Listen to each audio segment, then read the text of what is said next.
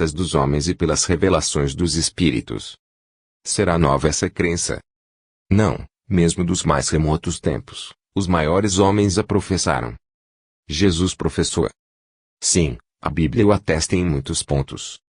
O espírito se encarnará sempre em condições mais felizes que as que deixou. E o que acontece é o mais das vezes, porém o contrário também se pode dar. Qual a razão disso? E que, quando o espírito conhece as causas que produziram a situação em que se acha, e o que deve fazer para dela sair, pede a encarnação em que melhor possa expiar e reparar suas faltas. Donde provém as diferenças que notamos entre os espíritos encarnados? De suas vidas anteriores. Como se explica o fato, tantas vezes observado, da manifestação de grandes talentos em crianças? Pelas aptidões inatas. Que entendeis por aptidões inatas? A recordação vaga das encarnações precedentes. Mozart compondo música, com a idade de 7 anos é uma prova disso. Citai outros exemplos.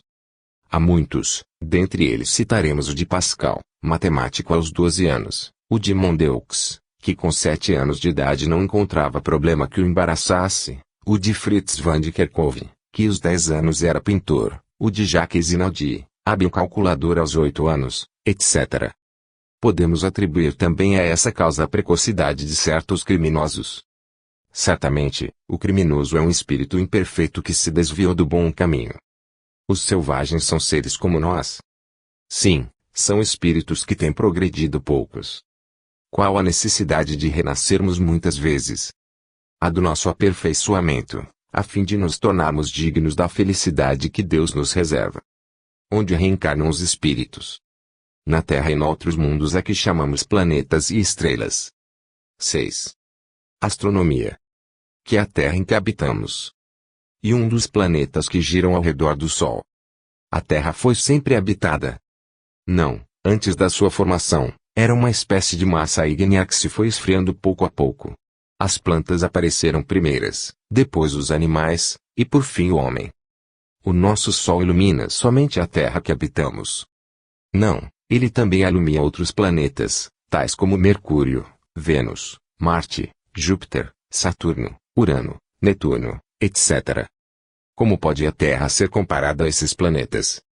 Urano é 74 vezes maior que a Terra, Netuno mais 100 vezes, Saturno 864 e Júpiter 1300. Portanto, a Terra é um dos menores planetas do Sistema Solar. Que é a Lua. E um satélite da Terra. Todos os planetas têm luas? Nem todos, porém, Urano tem 4 luas ou satélites, Saturno 8, além de 2 imensos anéis que o circundam, e Júpiter, 4. Esse mundo colossal, Júpiter, não está, como a Terra, sujeito às vicissitudes das estações nem às bruscas alternativas da temperatura, é favorecido com uma primavera constante. Que são as estrelas? São sóis alguns deles, não obstante serem milhões de vezes maiores que o nosso, parecem pequenos, é porque estão a imensas distâncias do nosso mundo. Esses nossos sóis iluminam terras como o nosso. Indubitavelmente, pois todos eles devem ser centros de sistemas de outros mundos a que dão luz e calor. Para que foram criados esses mundos? Deus nada criou de inútil. Esses mundos são habitados por seres, que, como nós, também estão progredindo, num sentido ou noutro. O espaço é infinito. Sem dúvida. Se lhe supuserdes um limite, que haverá além dele? Existe o vácuo absoluto? Não, o próprio espaço é ocupado por um elemento que a ciência denomina éter. Que é o universo.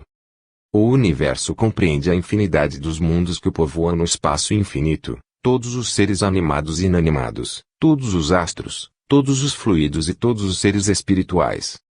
Como se formam os mundos? Pela condensação da matéria disseminada no espaço, ou matéria cósmica. Os mundos também desaparecem. Com o tempo, tudo se transforma no universo, a fim de se cumprir a lei do progresso. A constituição física dos mundos é a mesma em todos eles? Não, pois eles às vezes diferem em tudo, e do mesmo modo sucede com os seres que os habitam. A harmonia geral, em vez de se enfraquecer pela variedade das formas, fortalece-se pela diversidade dos meios. Que se deve entender pelas palavras de Jesus, em casa de meu Pai há muitas moradas. Que a casa de Deus é o universo, e que as diferentes moradas são os mundos que circulam no espaço infinito. Como se classificam os mundos? A escala dos mundos é infinita, entretanto, todos eles podem ser classificados do seguinte modo. Mundos primitivos, onde a alma faz as suas primeiras encarnações. Mundos de expiação e de provas, onde, como na Terra, dominam o mal e os sofrimentos físicos e morais. Mundos de regeneração, onde as almas adquirem novas forças e descansam das fadigas da luta. Mundos felizes, onde predomina o bem sobre o mal. Mundos celestes e divinos, onde impera somente o bem e não se conhecem os sofrimentos físicos nem os morais. 7. Considerando a prece. Diálogo. P. Que é prece? R. Um ato de fé e humildade, da criatura para com o Criador. P. Haverá fórmulas determinadas para esse ato. R. Não. Todas as fórmulas são plausíveis, pois o que vale é a intenção. P. E se a intenção não aparente, ou convencional? R. Deixa de haver prece. P. Não basta, então, querer e pedir. R. E preciso antes compreender e sentir o que se pede. P. Mas, como explicar o efeito positivo de certas preces, em alguns casos? R. Pela fé, como pelo merecimento dos postulantes, de vez que nada ocorre por acaso, a revelia da lei. P. Que lei? R. A lei divina, que está inscrita na consciência de toda criatura na pensante, e que definimos por amor e justiça. P. Mas, se nem todos podem amar nem saber para bem julgar? R. O amor, que é a virtude das virtudes, por excelência, foi dado em germe a todas as criaturas, a fim de se integrarem nos desígnios de Deus. O que chamamos, o mal, não informa, antes confirma a existência do amor, que é o bem. P. Que dizer então? R. Que, quem ama o mal, ama alguma coisa e apenas não sabe, ou não pode, de outra forma, utilizar a faculdade latente e incoercível. P. E como explicar essa disparidade de aptidões nas criaturas de Deus? R. Pela diversidade de graus na escala da evolução dos espíritos. P. Mas, sendo eles, os espíritos, criados em pé de igualdade absoluta, como admitir a diversidade de graus? R.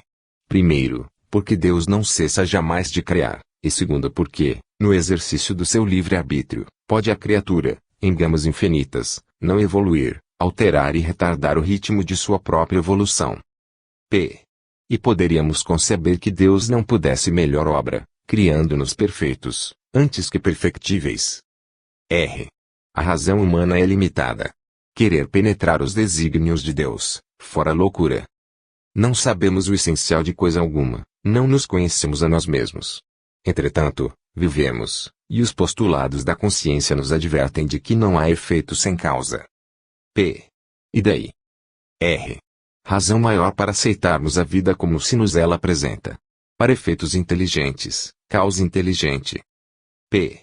Mas os sépticos, os negadores de todos os tempos, criaturas inteligentes, sábias, racionalistas, também.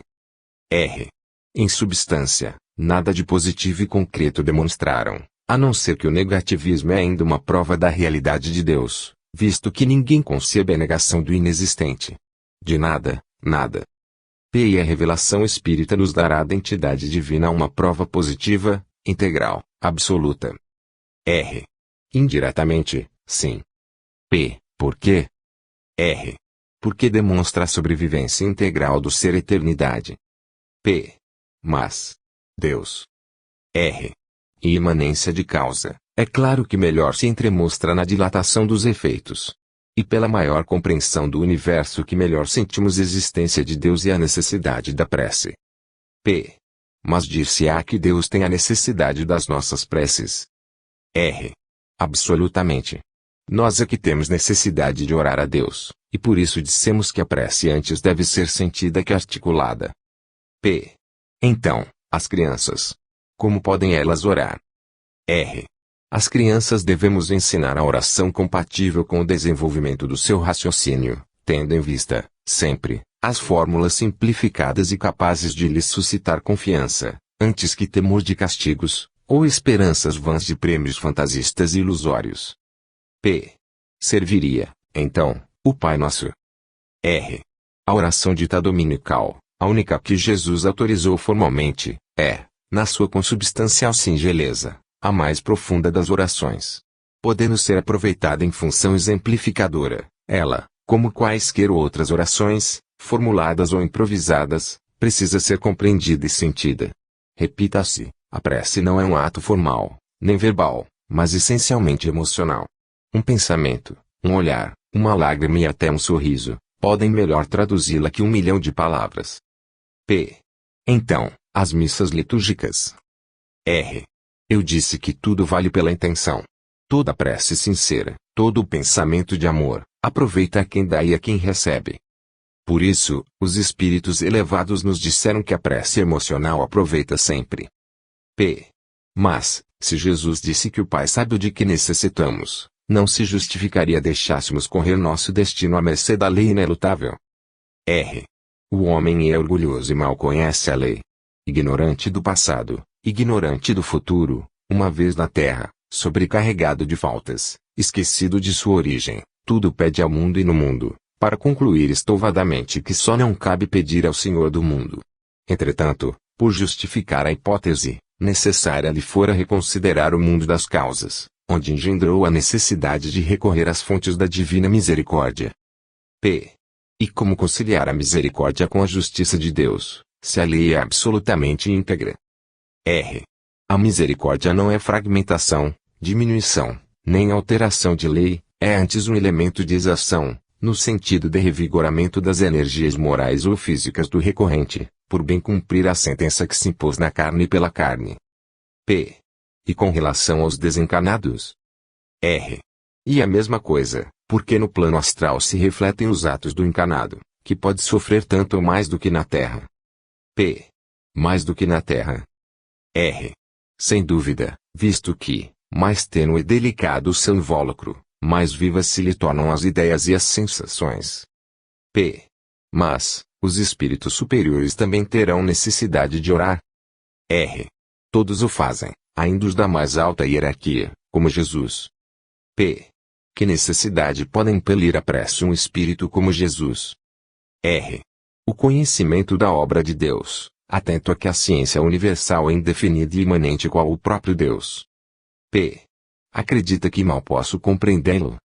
R. Sim. Concordo em que não é fácil ultrapassar a barreira das nossas concepções limitadas. O conhecimento do inefável é antes fruto de intuição que de observação, e toda intuição é uma iluminação. P. A ciência da Terra nada produz então? R. Não há, propriamente, uma ciência da Terra, porque tudo é de Deus e vem de Deus. A ciência humana aproveita o homem e desenvolve o espírito para atividades mais amplas no plano espiritual. A ciência da Terra é também modalidade integrante do plano divino, facultando ao encarnado cooperar direta e ativamente na evolução cósmica do planeta. P. Neste caso, e o materialismo científico? R. E uma expressão balda de sentido na acepção espiritista. P. Por quê? R. Porque o crente espiritista sabe que atrás de todo fenômeno aparente está a realidade de um fator inteligente. E o espírito que vivifica a matéria. P.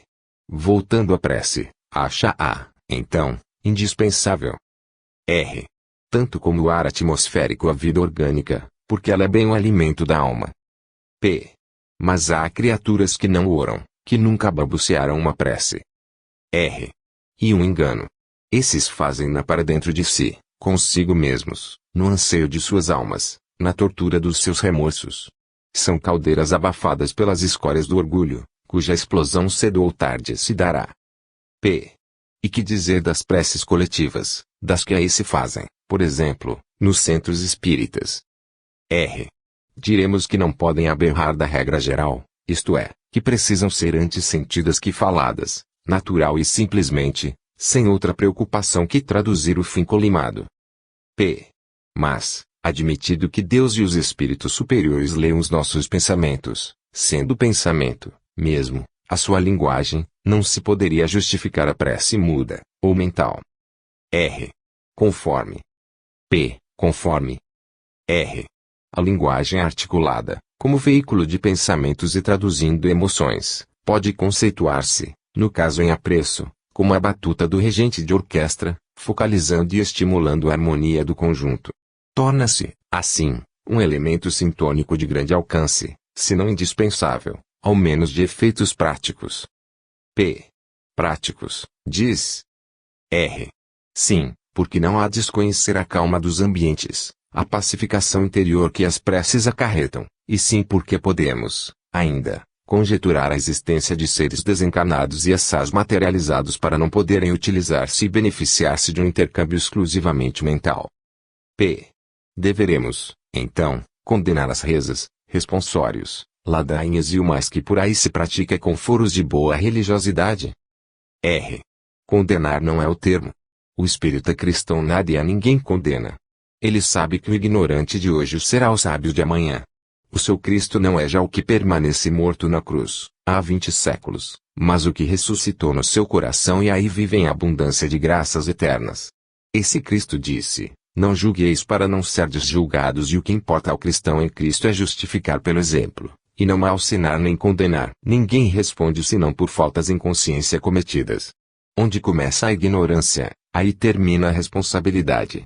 Ensinar o ignorante é obra de misericórdia, mas não vamos, com o afã de praticar a obra, desconhecer aquele relativismo que nos coloca distante do Mestre quanto de nós possamos imaginar distantes os seres ínfimos da criação. Saibamos, enfim, por nossos atos, fazer de Jesus o árbitro de nossas preces. Fim.